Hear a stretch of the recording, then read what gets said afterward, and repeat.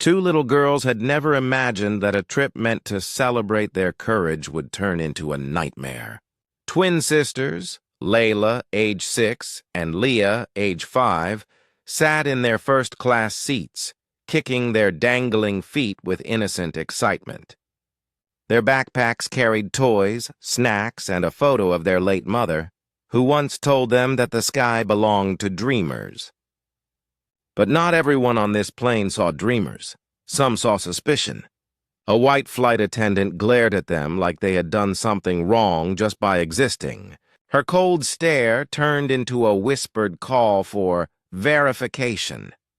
Moments later, armed officers stormed the cabin. Why were two small children suddenly treated like criminals? Watch until the end to find out.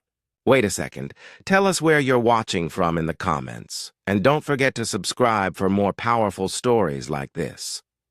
Layla and Leah Carter had always felt at home in airports. Their father, Marcus Carter, was the CEO of Skylux Airlines, a private carrier known for excellence and luxury. The girls had grown up in hangars and first-class cabins, waving at pilots and giggling with flight attendants who adored them. Their mother, once a skilled pilot, had passed away the previous year.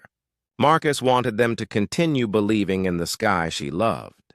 So when the girls asked to travel alone for the first time, he agreed, carefully planning every detail. Skylux staff in their home city recognized them instantly, showering them with stickers and extra snacks. They felt special, brave, and grown up. Leah clung to her stuffed bunny. Layla pressed her face to the window, imagining clouds as cotton castles. But this flight was different.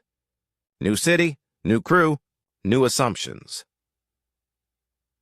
When the girls stepped onto the aircraft, matching pigtails, matching pink jackets, the lead flight attendant paused. Her name tag read Ms. Parker. Her expression shifted from neutral to wary. She didn't greet them. She didn't smile.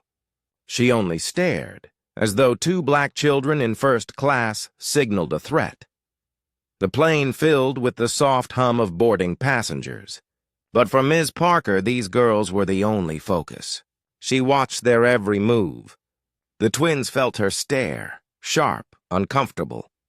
Layla tried to make herself smaller. Leah hugged her bunny tighter. Ms. Parker marched over and demanded their boarding passes, something they had already shown multiple times. She inspected the tickets like hunting for a flaw.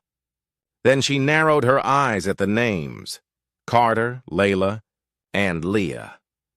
Her gaze flicked between their faces again and again, like she couldn't believe two black girls could have first-class seats with no adult in sight. She asked where their parents were.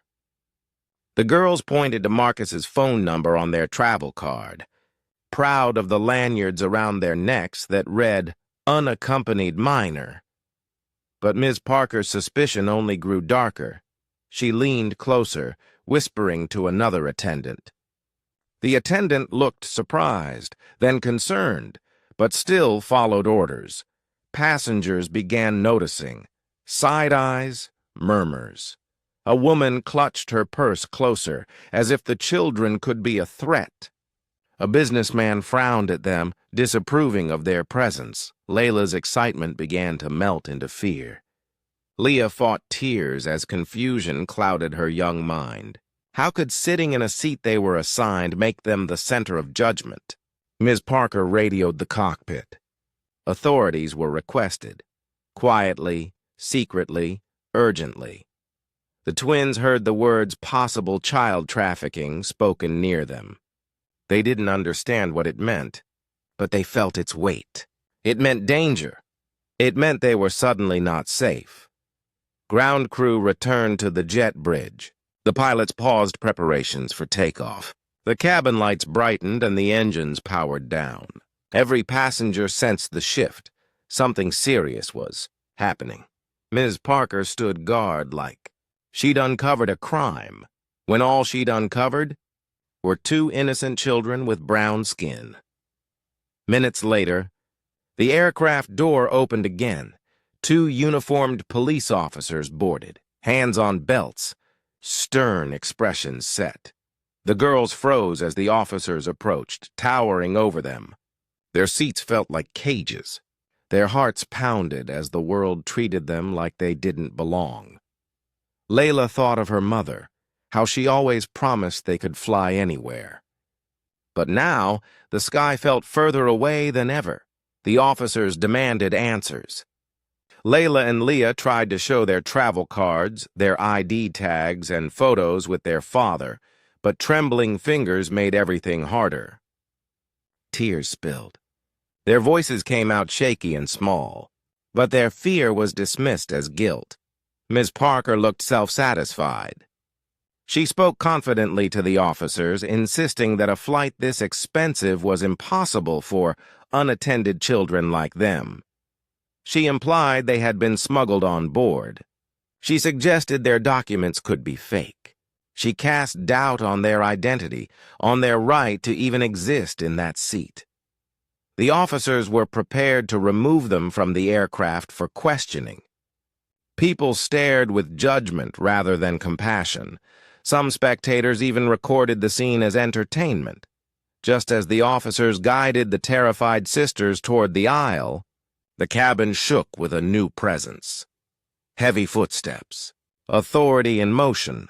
Marcus Carter, security escort behind him, ID badge of the airline across his chest, charged into the aircraft with fury he could barely contain.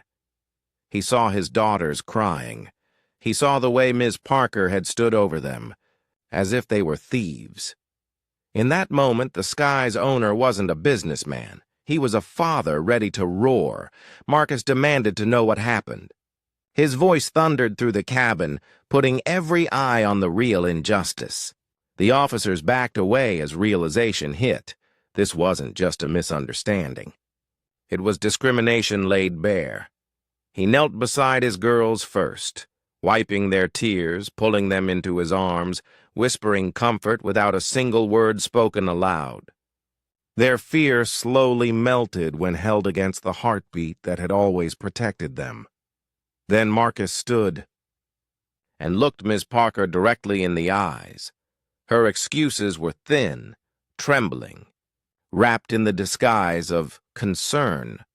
She insisted she was only protecting children, but her gaze had only ever seen danger in their skin, not their innocence. Marcus called Skylux headquarters himself from the plane aisle. In front of every passenger, in front of the officers, in front of Ms. Parker, she was suspended immediately. A full investigation into racial profiling and discriminatory behavior would follow. Marcus announced new company-wide training to ensure no child, no passenger, would ever be treated like his daughters were again. The flight eventually took off, but silence filled the cabin. Shame hovered in the air, heavier than turbulence. Layla and Leah sat between their father, now feeling safer, but changed.